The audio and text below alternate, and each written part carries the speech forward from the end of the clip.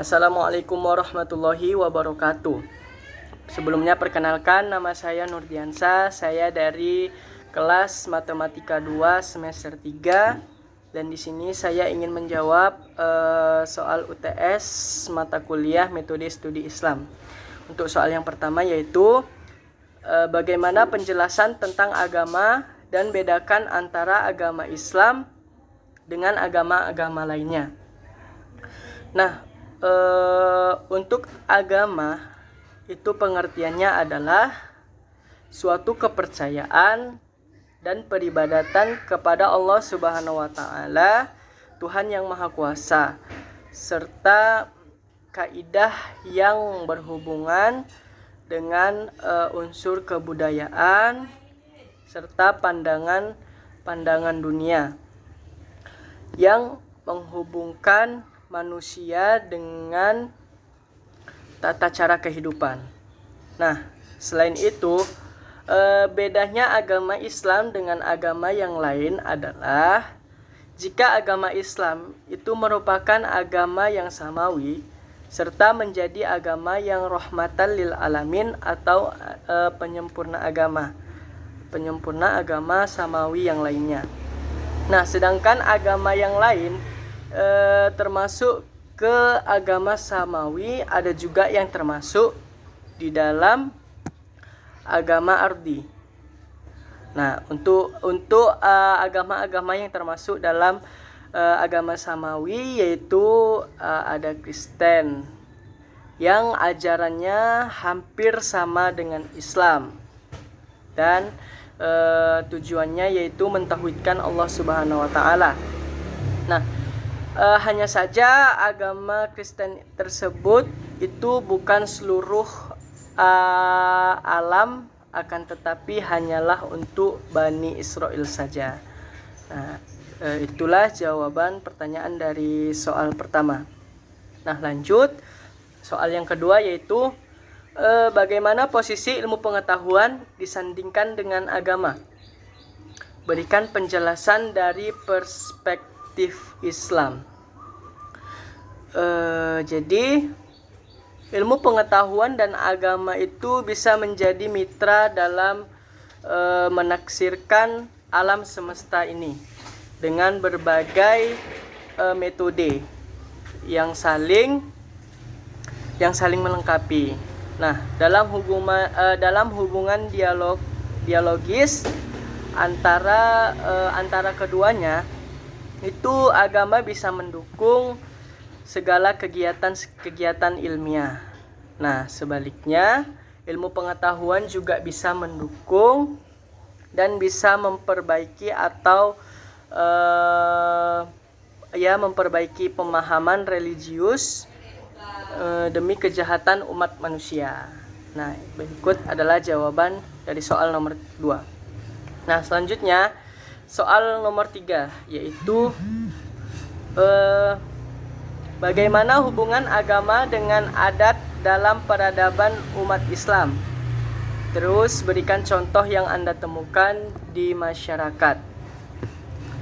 Nah, untuk agama dan budaya itu jika kita lihat di dalam kehidupan sehari-hari atau dari konteks Islam yang berkembang dan hidup di Nusantara ini, khususnya di negeri kita ini, Indonesia, itu telah menjadi hubungan simbiosis, yaitu maksudnya agama memerlukan atau membutuhkan alat ataupun metode untuk disampaikan kepada masyarakat.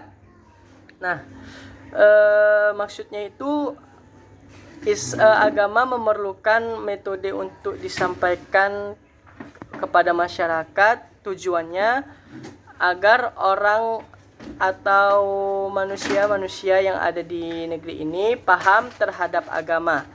Maka dari itu dibutuhkan metode ataupun alat supaya agama itu bisa dipahami orang.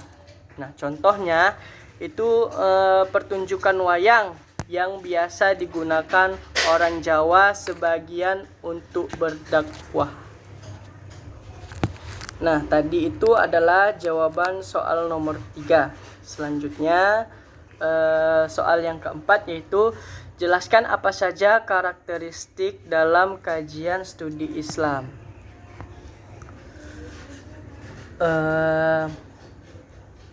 Karakteristik kajian studi Islam itu meliputi kajian agama Islam tentang aspek-aspek keislaman masyarakat dan budaya Muslim. Nah, menurut pendapat para ahli objek studi Islam, itu sebagai doktrin dari Allah Subhanahu wa taala, substansi ajaran-ajaran Islam dan interaksi sosial. Tujuan dari studi Islam itu adalah sebagai wawasan normalitik kontekstual ataupun kontribusi terhadap dinamika dan perkembangan yang ada. Nah, yaitu untuk mendapatkan gambaran tentang agama Islam secara luas dan lebih mendalam dan dalam konteks yang utuh. Nah, itulah jawaban soal dari saya tentang soal nomor 4. Nah, selanjutnya soal yang terakhir yaitu bacakan ayat suci Al-Quran beserta artinya tentang sains dan teknologi dalam kajian studi Islam dalam Al-Quran. Nah, ayat suci Al-Quran tentang sains teknologi yang akan saya bacakan ini yaitu Quran Surah Al-Kahfi ayat ke-25 yang bunyinya A'udzu billahi minasy syaithanir rajim. Bismillahirrahmanirrahim. وَلَبِثُوا فِي كَهْفِهِمْ 300 سِنِينَ وَازْدَادُوا تِسْعًا, yang artinya dan mereka tinggal dalam gua selama 300 tahun dan ditambah 9 tahun. Nah, sedikit saya menjelaskan. Di dalam ayat Al-Quran tersebut berbicara tentang matematika, yaitu tentang operasi penjumlahan pada bilangan. Nah, makna yang tersirat di dalam ayat tersebut adalah bahwa setiap muslim perlu memahami tentang bilangan dan operasi bilangan. Nah, berkaitan dengan operasi bilangan, Al-Quran juga tidak hanya berbicara tentang operasi penjumlahan ataupun pengurangan, tetapi juga operasi perkalian dan pembagian. Nah, itulah jawaban UTS dari saya.